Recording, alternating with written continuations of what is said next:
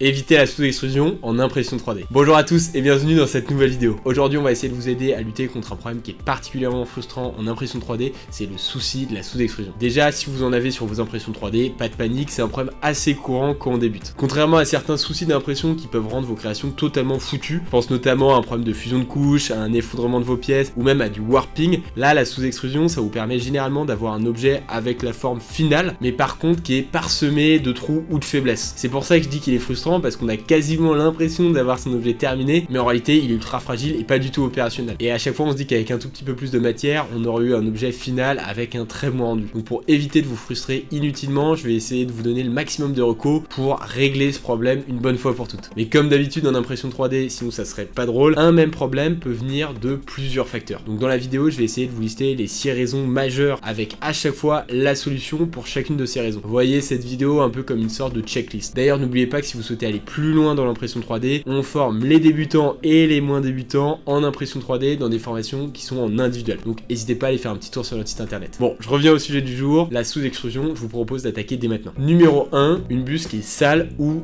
mal montée. Bon alors là, sur ce premier point, pas besoin d'avoir fait Polytechnique pour comprendre le souci. Évidemment, avoir une buse qui est encrassée ou bouchée a évidemment un impact énorme sur la sous-extrusion. Comme la matière, elle est extrudée par cette dernière, vous imaginez bien que s'il y a un bouchon, elle peut pas sortir. C'est pour ça que je vous dis à longueur de temps que c'est important d'avoir un matériel en bon état. Il faut que votre buse elle soit propre, vous la nettoyez régulièrement pour être sûr de ne pas avoir de soucis. Par contre attention, si vous effectuez une maintenance de votre buse, c'est très bien, mais encore faut-il remonter votre buse correctement. Car si vous la réinstallez pas correctement, potentiellement vous n'allez pas la serrer assez fort et vous allez risquer des fuites. En cas de doute, inspectez vraiment votre extrudeur, votre hot-end et recherchez tout dommage. Si vous avez par exemple de la matière qui sort de certaines parties, c'est probablement que vous n'avez pas serré assez fort. Néanmoins, ne serrez pas comme une brute, faudrait pas endommager votre matériel. Numéro 2, une mauvaise température d'impression. Autre facteur très courant qui provoque de la sous-extrusion, c'est un mauvais paramétrage de votre température d'impression. Généralement, si vous avez de la sous-extrusion, c'est que vous avez une température d'impression qui est trop faible. Votre matière, tout simplement, elle va pas fondre correctement et elle va avoir du mal à couler. Pour éviter ce problème, remontez la température d'impression. Mais attention, même si dans 90% c'est la température trop basse qui provoque de la sous-extrusion, il se peut aussi que vous avez en réalité une température trop haute. Mais là, c'est tout simplement que votre matière, elle va avoir tendance à brûler et elle va donc laisser des résidus à l'intérieur de la buse et encrasser cette dernière. Vous allez donc avoir une buse qui va être partiellement bouchée et ça rejoint le point précédent. Dans tous les cas, pour éviter de vous prendre la tête, réalisez en permanence avant chaque grosse impression 3D une tour de température pour trouver la température idéale pour votre matière. De même, si vous changez de type de buse, je sais pas, vous prenez une buse en cuivre, une buse en acier, n'oubliez pas que ces buses là n'auront pas la même conductivité thermique qu'une buse en laiton. Donc n'appliquez pas bêtement les températures que vous mettez sur votre buse en laiton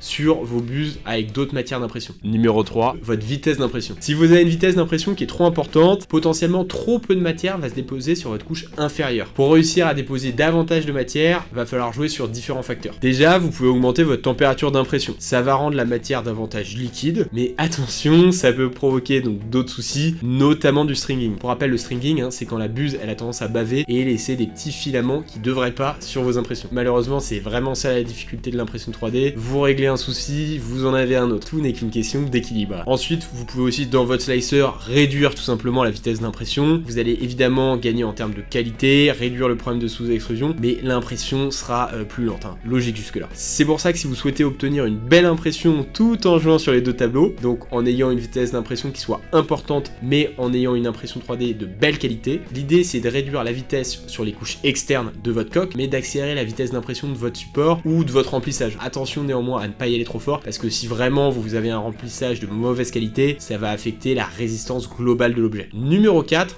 le bon choix du filament. Alors ce point il est plus anecdotique et c'est plus un complément. Mais je vous ai dit en début de vidéo qu'on essayait d'aborder l'ensemble des problèmes qui peuvent mener à la sous-extrusion, donc je vous parle aussi de ce souci. Si vous avez un filament qui est bas de gamme ou si votre bobine elle est mal stockée, ça peut s'avérer compliqué pour votre machine de faire fondre correctement votre matière et donc poser un problème. De plus, si dans votre machine vous mettez habituellement du filament en 2,85 et que vous n'avez pas changé vos paramétrages et que vous mettez à la place un filament en 1,75, là encore vous allez avoir un problème de sous-extrusion. Ça Ça peut sembler évident, mais si vous n'êtes pas bien réveillé, c'est un problème qui peut arriver. En tout cas, nous, ça nous est déjà arrivé le lundi matin. Numéro 5, réglez tout simplement votre débit d'extrusion. Si vous avez un débit d'extrusion qui est mal paramétré dans votre slicer, trop peu de matière va sortir de celle-ci. Certains slicers, notamment Prusa Slicer, vous permettent justement de jouer sur ce paramètre-là. Vous pouvez y accéder ici dans réglage du filament et vous avez la case multiplicateur d'extrusion. Par défaut, il est normalement à 1. Il faudra donc l'augmenter en cas de sous-extrusion. Évidemment, si vous avez de la surextrusion, le diminuer. Allez-y 0,1 par 0,1 et testez votre résultat. Attention, si vous changez votre diamètre de buse pour utiliser, je sais pas, une buse qui est différente de la buse traditionnelle en 0,4 mm, vérifiez bien justement qu'il n'y a pas de problème dans ce facteur de multiplication. Numéro 6, la puissance du moteur. Si votre engrenage qui tire le filament, il est pas assez puissant ou il est trop sale, alors là, votre corps de chauffe, il peut avoir du mal à être alimenté correctement en matière d'impression. C'est pour ça que c'est encore important de s'assurer que vous avez une machine en bon état. Là, dans ce cas-là, c'est particulièrement les engrenages du moteur qu'il faut regarder. Vraiment, nettoyez-les bien. Et si jamais le moteur, il est pas assez puissant, dans ce cas-là, soit vous en changez et vous passez sur un moteur qui est plus puissant, soit alors vous mettez des bobines plus légères. Potentiellement, si vous aviez des bobines de 2 kg, essayez des bobines de 500 grammes, vous aurez sûrement moins de problèmes. Ou sinon, essayez de mettre en place un système de roulement à billes. Le système de roulement à billes permettra de tirer plus facilement des bobines, même si elles sont lourdes. Bon, j'espère que mes différents conseils vont pouvoir vous aider pour régler justement ce problème de sous-extrusion. À mon avis, vous pouvez en appliquer plusieurs, voire même la totalité. Mais si jamais vous avez encore des problèmes de sous-extrusion, c'est à mon avis que vous utilisez une matière d'impression qui est encore trop complexe. Je pense que vous utilisez une autre matière que du PLA. Donc avant de savoir courir, il faut apprendre à marcher. Donc retournez sur une matière plus simple comme le PLA. Faites-vous bien la main. Et une fois que vous l'avez bien maîtrisé, que vous n'avez pas de soucis sur cette matière de base, là partez sur d'autres matières. Dans tous les cas, n'oubliez pas qu'on forme à l'impression 3D dans des formations en individuel. Les différentes formations, elles peuvent être financées et en plus on fournit le matériel. Donc vraiment, si ça vous intéresse, faites un tour sur notre site, appelez-nous, on sera ravis de discuter de votre projet.